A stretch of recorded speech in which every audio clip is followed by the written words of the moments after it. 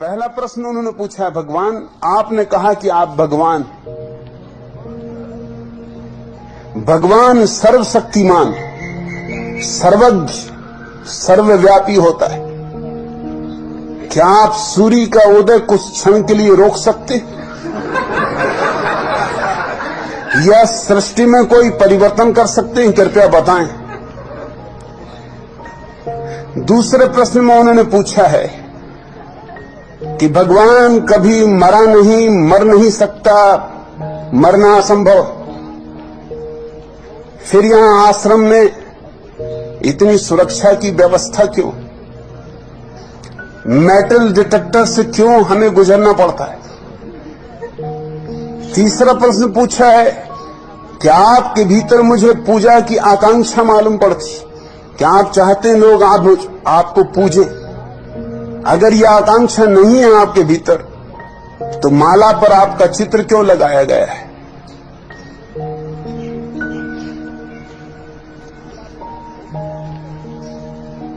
हंसराज विश्नोई ने जो भी पूछा है इसमें एक भी प्रश्न सार्थक नहीं, मगर बंधी हुई धारणाएं हैं भीतर। उन्हीं बंधी हुई धारणाओं से प्रश्न उठने शुरू होते, मगर वो पूछ के अब फंस गए।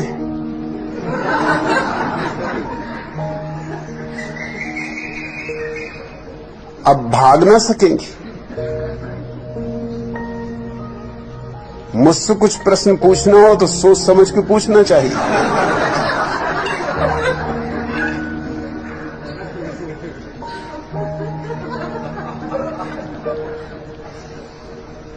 हंसराज विश्नोई, तुम्हें कैसे पता चला कि भगवान सर्वशक्तिमान है, सर्वज्ञ, सर्वव्यापी? कहीं मुलाकात हुई?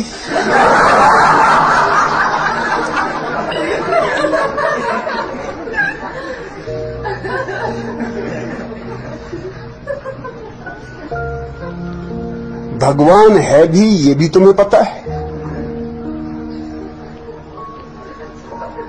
कोई प्रमाण है तुम्हारे पास भगवान के होने का?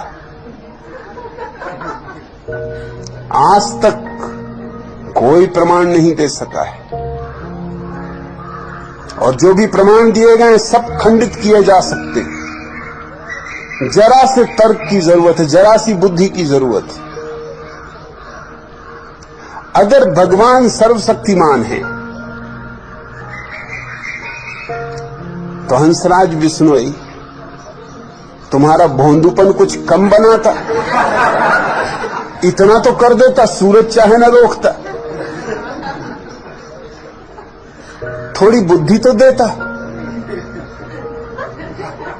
इतनी गरीबी है दुनिया में, इतनी बीमारी है दुनिया में, आधी से ज्यादा दुनिया भूख से मर रही है,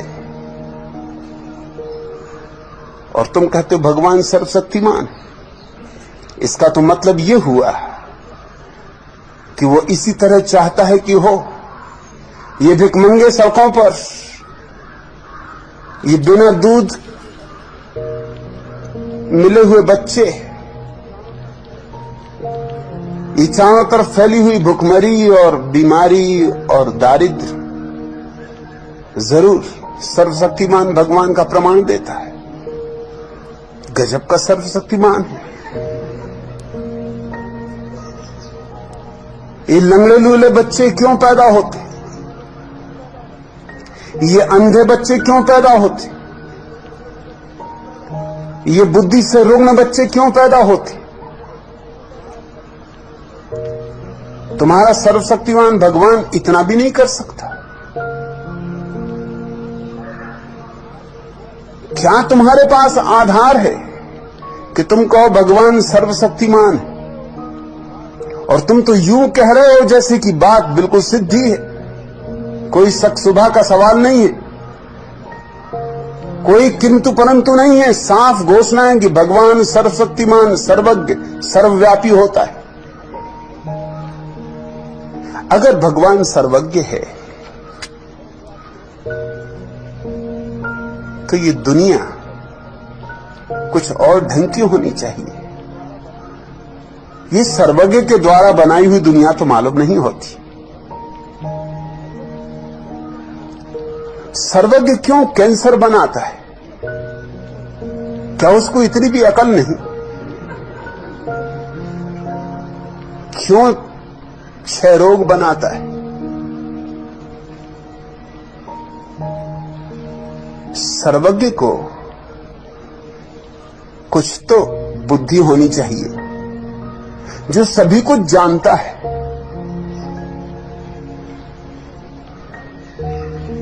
जिससे कुछ भी छिपा नहीं। फिर ये सारा नरक जो तुम अपने चारों तरफ पा रहे हो, ये किसकी करतूत है? और तुम कहते हो भगवान सर्वव्यापी। हंसराज बिश्नोई आए हैं हरियाणा से, मंडी डब्बाली हरियाणा।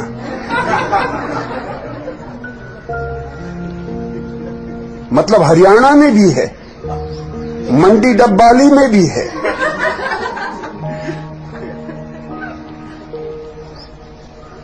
तो फिर यहां किस लिए आए हो?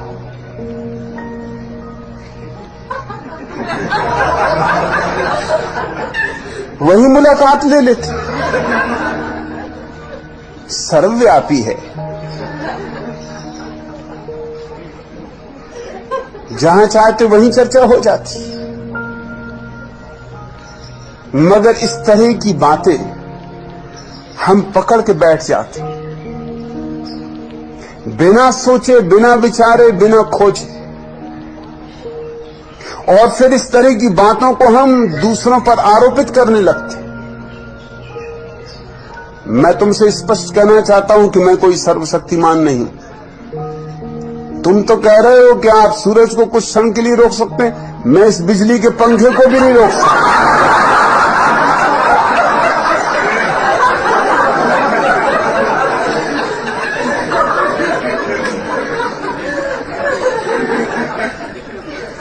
तुम पूछते हो क्या आप सृष्टि में कोई परिवर्तन कर सकते?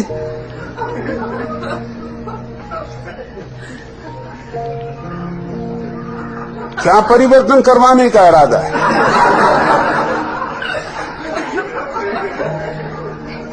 सर्वशक्तिमान ने बनाई ये पृथ्वी, ये प्रकृति। सर्वज्ञ ने बनाई ये प्रकृति, सर्वव्यापी ने बनाई ये प्रकृति। अब मैं कुछ भी करूंगा तो बिगाड़ी हो जाएगा, इसमें सुधार तो हो ही नहीं सकता। अब सर्वज्ञ से और ज्यादा सर्वज्ञ तो कोई कैसे होगा?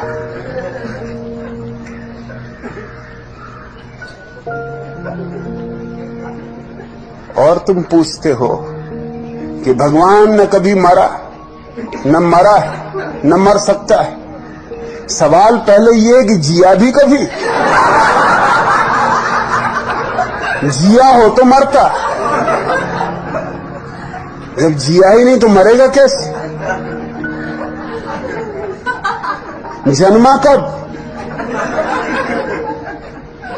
बात हमेशा शुरू से करनी चाहिए। अगर जन्मा हो तो मरे, जन्म के बिना मृत्यु तो नहीं हो सकती। तो एक बात तो तय है कि जन्मा नहीं।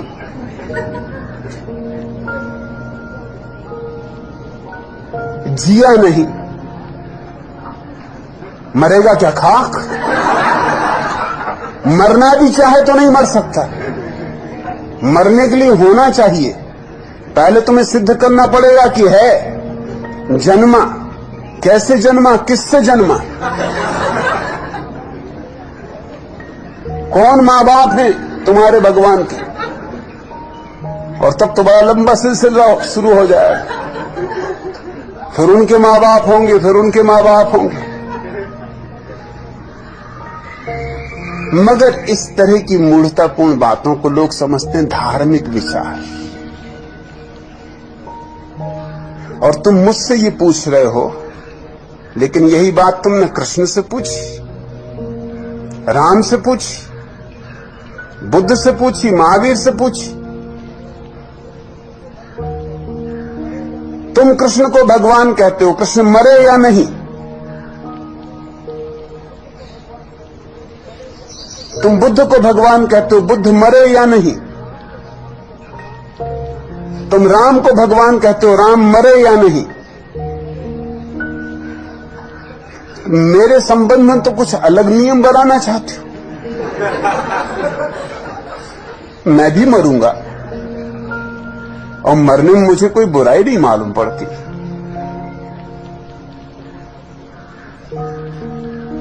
मरने का भी मजा लेना होगा। जीना और मरना एक ही सिक्के के दो पहलू। लेकिन बड़ा मजा यह है इस देश की बुद्धि की, जो प्रक्रिया है बड़ी दोहरी है। अगर राम का सवाल उठाओ तो राम भगवान, और तब कोई नहीं पूछेगा कि फिर मरे कैसे। और कृष्ण भगवान है, मरे कैसे? बुद्ध भगवान, महावीर भगवान, कोई भगवानों की तुम्हारे यहां कमी रही है?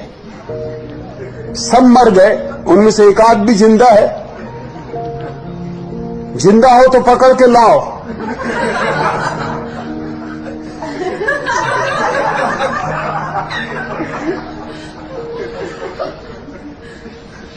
और तुम पूछते हो कि यहां सुरक्षा का इतना इंतजाम क्यों? सुरक्षा का इंतजाम कोई मेरी मृत्यु को नहीं रोक सकता है। मेरी मृत्यु तो होगी, सुरक्षा का इंतजाम भी रहेगा और मृत्यु होगी। सुरक्षा का इंतजाम किसी और कारण से,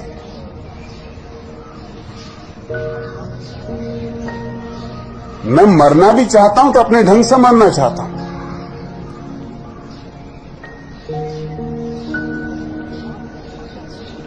किसी बेवकूफ के हाथ से नहीं मरना चाहता।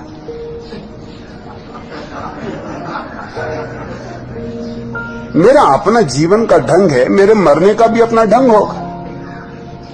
जीता अपनी मौत से हूं, मरूंगा भी अपनी मौत से।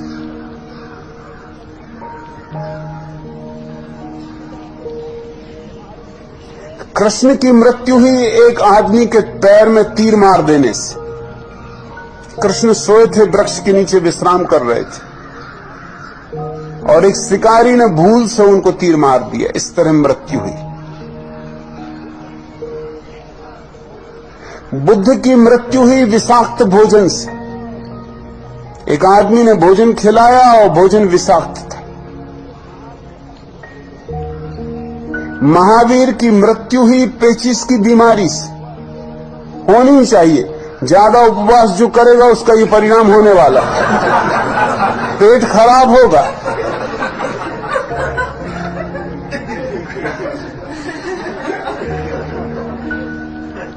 मुझे कम से कम इतना तो हक है कि मैं अपने ढंग से मरूं।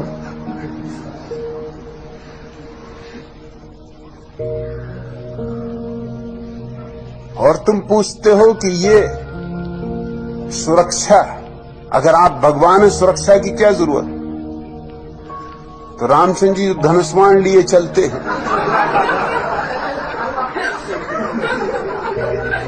तुम क्या उनको कोई कोलभील समझे हुए हो कि गणतंत्र दिवस पे भाग लेने दिल्ली जा रहे हैं, कि वहां जुलूस निकलेगा? वो काहे के लिए हाथ में रखे हुए हैं धनुष्मान? मच्छर वगैरह को भगाने के लिए, खटमलों को मारने के लिए? तुम जो प्रश्न मुझसे पूछते हो पहले अपने भगवानों से पूछ लिया करो।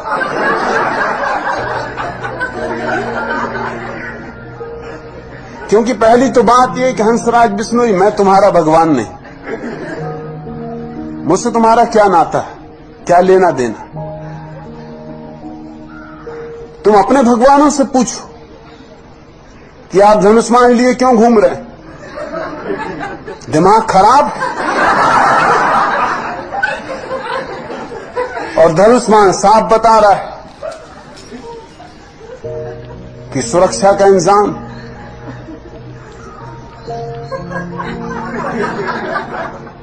और कृष्ण ने जब चक्र घुमाया तो वह क्या था? सुरक्षा इंतजाम नहीं था तो और क्या था?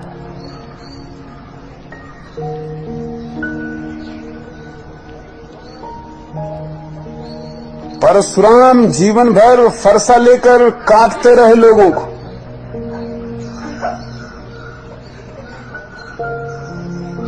और फिर भी तुम उनको भगवान माने चले जाते। ना तो मैं कोई धनुष्मान लिए हुए हूं, न कोई फरसा लिए हुए हूं।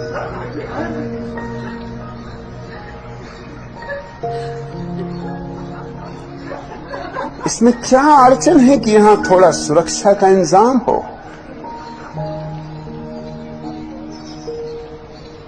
लेकिन तुम्हारे दोहरे मापदंड, अपनों को जिनने तुमको सदियों से संस्कार दिए तुम एक तरफ रखते हो, बचा लेते हो।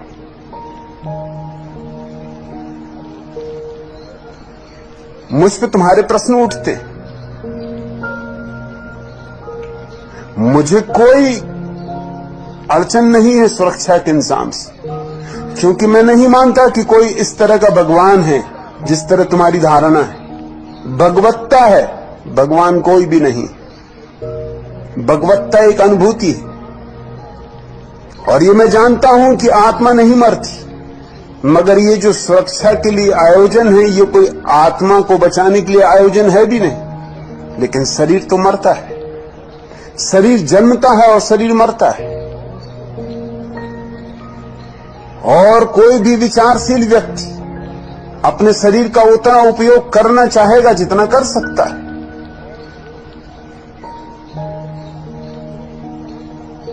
मेरे शरीर से मैं जो भी काम करना चाहता हूं, पूरा करना चाहता हूं। इस शरीर को बचाने की पूरी व्यवस्था होनी चाहिए, कोई कारण नहीं। जो इसे प्रेम करते हैं वो बचाने की कोशिश करेंगे। जो चाहते हैं कि ये शरीर उनके काम और कुछ देर आ जाए, वो इसे बचाने की कोशिश करेंगे। मैं मूर्खतापूर्ण बातों में भरोसा नहीं करता। अब तुमने पूछा है कि आपने कहा कि आप भगवान हैं।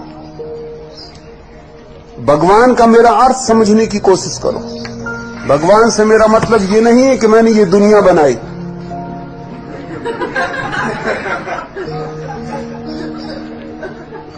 इस तरह की मूर्खतापूर्ण दुनिया में बना नहीं सकता। ये जुम्मा लेने को मैं राजी नहीं। ये अपराध मैं स्वीकार नहीं करूंगा।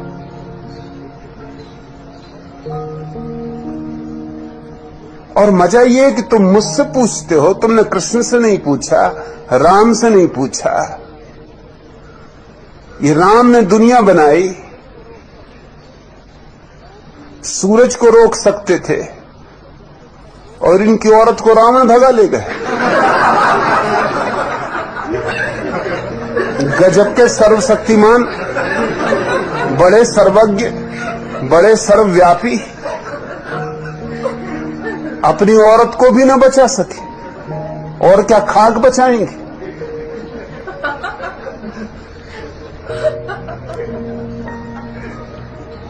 सर्वज्ञ हैं, सर्वशक्तिमान हैं, सर्वव्यापी हैं, और सोने के मृग को खोजने चल पड़े। बुद्धू से बुद्धू आदमी को भी शक होता कि कहीं सोने का मृग होता है।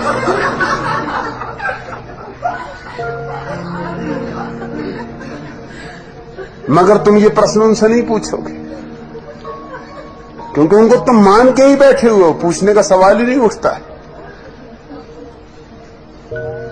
और फिर सीता को लाया गया लंका से छीनकर,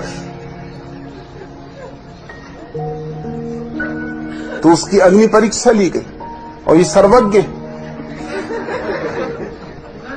जब सर्वज्ञ हैं और सर्वव्यापी हैं तो उनके पति होना चाहिए कि सीता ने कोई भी ऐसा काम नहीं किया है कि उसकी अग्नि परीक्षा ली जाए। ये कैसी सर्वज्ञता है? इनको ये भी पता नहीं, इनको शक है कि कहीं सीता भ्रष्ट न हो गई। ये पुराना दकियानुसी पति का दिमाग कहीं कहीं सीता का सतीत्व नष्ट न हो गया। सीता कहीं ज्यादा समझदार महिला मालूम पड़ती है।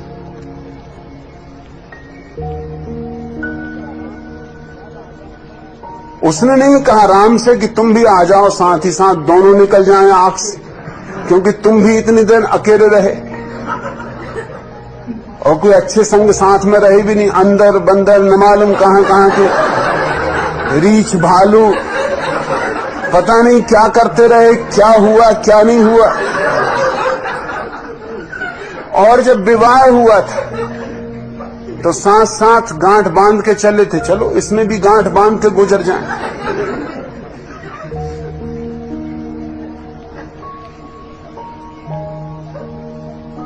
ये सर्वज्ञ है।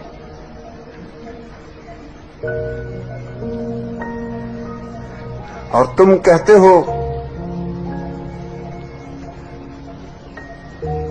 कि सुरक्षा की कोई जरूरत नहीं। और कृष्ण पूरी गीता में क्या समझा रहे हैं अर्जुन को कि लड़।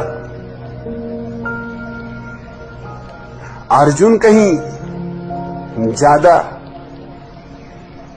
ज्ञानी मालूम होता तुम्हारे हिसाब से, क्योंकि वो ये कह रहा है कि क्या सार है मारने मारने में। आत्मा तो अमर ही है, अब नाहक इनके शरीरों को क्या मारना। मैं चला जंगल, मैं तो ध्यान करूंगा, समाधि साधूंगा, इसमें कुछ सार नहीं। और कृष्ण की पूरी गीता इसी बात का आयोजन है कि तू लड़, उठा गांडीव। कृष्ण को पता नहीं है कि आत्मा अमर है। कहते तो वो यही है कि न हन्यते हन्य माने शरीर है। शरीर मरता है, आत्मा नहीं मरती। मगर उससे उन्होंने मतलब क्या निकाला है? उससे मतलब उन्होंने बहुत चालबाजी का निकाला है।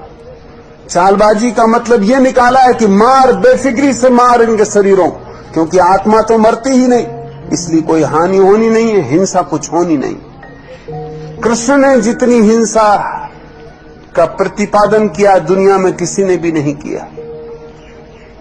Adolf Hitler, Genghis Khan, Timur Lang, Nadir Shah सब फीके पड़ जाते, क्योंकि भला इन्होंने हिंसा की हो लेकिन हिंसा का समर्थन इनके भीतर नहीं। जानते तो ये हैं कि ये गलत कर रहे हैं। कृष्ण ने हिंसा करवाई और उसको एक दार्शनिक पूरा का पूरा आडंबर दिया। समझाया अर्जुन को यह कि मार बेफिक्री से, क्योंकि आत्मा मरती ही नहीं, मारने में हर्ज क्या है? ये तो मिट्टी के घड़े हैं, फोड़ दे, आत्मा दूसरे घरों में प्रवेश कर जाएगी।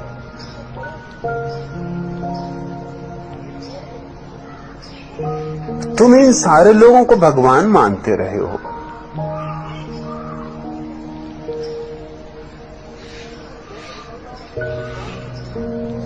और मैं जब कहता हूं कि मैं भगवान हूं तो तुम्हें अड़चन खड़ी होती, और मेरे अर्थ को तुम सुनना भी नहीं चाहते, समझना भी नहीं चाहते। जब मैं कहता हूं मैं भगवान हूं तो मैं ये कह रहा हूं कि तुम भी भगवान हो। भगवत्ता हमारा स्वभाव है। ये और बात है कि कोई पहचान ले या न पहचान। जो पहचान ले वह भगवान, जो न पहचाने वो भी भगवान है, लेकिन उसे पता नहीं होगा। कोई सोया है, कोई जागा है, मगर सोने और जागने वाले के भीतर एक ही चेतना का वास। तो जब मैं कहता हूं मैं भगवान हूं तो मैं ये नहीं कह रहा हूं मैंने दुनिया बनाई, मैं ये भी नहीं कह रहा हूं जैसा कृष्ण कहते हैं कि जब जब धर्म की हानि होगी तब तब मैं आऊंगा और रक्षा करूंगा।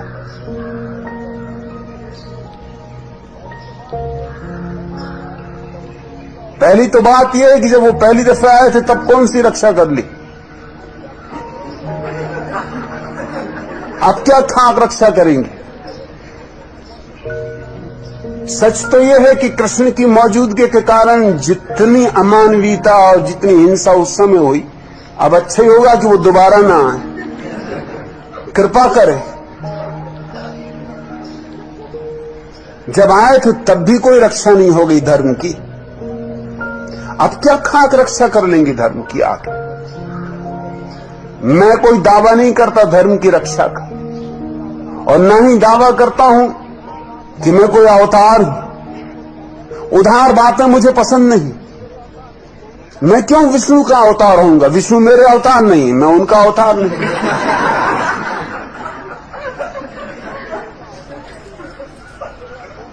मैं किसी का अवतार नहीं हूं, मैं किसी की रक्षा के लिए आया नहीं हूं, मुझे किसी धर्म की रक्षा नहीं करनी है, मुझे तुम्हें किसी पाप से नहीं बचाना है।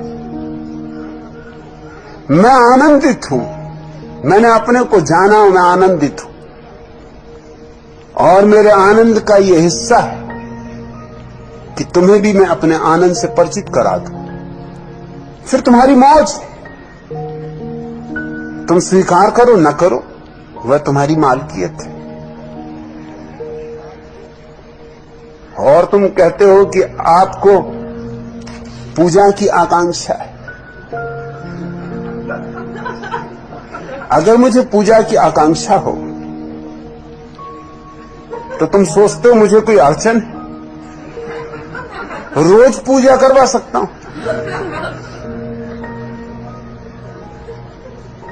रोज फूल चढ़वा सकता हूं, रोज आरती उतरवा सकता हूं, इसमें अड़चन क्या है? पत्थरों की आरती उतर रही है तो जिंदा आदमी में क्या अड़चन है आरती उतरवाने की?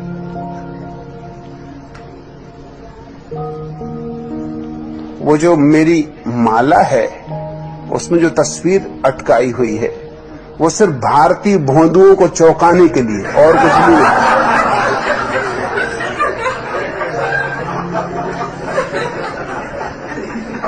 एक मजाक है और कुछ भी नहीं।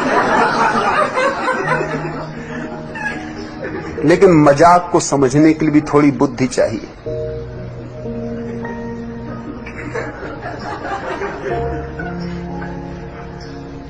ना तो मैं किसी को कह रहा हूं कि मेरे पैर छुओ, ना मैं किसी को कह रहा हूं मेरी पूजा करो। मैं तो आता भी हूं तो मैं चाहता नहीं कि कोई उठ के खड़ा हो। शायद ये भारत में होने वाली पहली धर्म सभा होगी जहां आने पर गुरु के शिष्य बैठे रहते। तुमने कहीं कोई सभा देखी जहां गुरु आए और शिष्य बैठे रहे?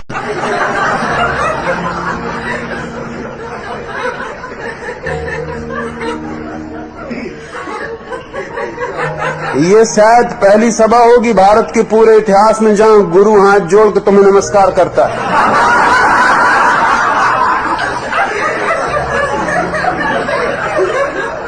क्या पूजा, किसकी पूजा? मगर बंधी हुई धारणाएं लेके आओगे तो अड़चन होती, और बंधी हुई धारणाएं लेके आ जाते हो तो वंचित रह जाओगे उससे जो यहां घट रहा है। यहां बहुत कुछ घट रहा है।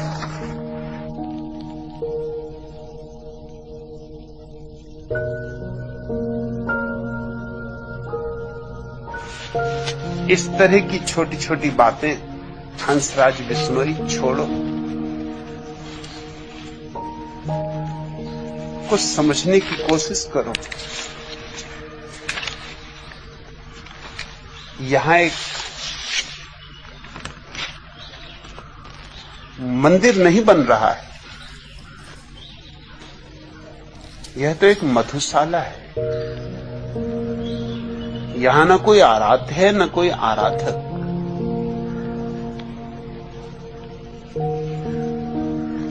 ऋतुओं के आंगन में फिर शायद न लौटे। आओ आओ प्राणों से यह पाहुन क्षण झीलें। क्या भरोसा कल हो न हो। ऋतुओं के आंगन में फिर शायद न लौटे। आओ प्राणों से यह पाहुन क्षण झीलें।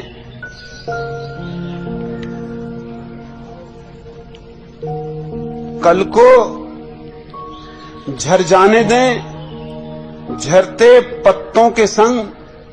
कल को झर जाने दें झरते पत्तों के संग। वासंती धूप अंजुरी भर भर। वासंती धूप अंजुरी भर भर कर पी लें।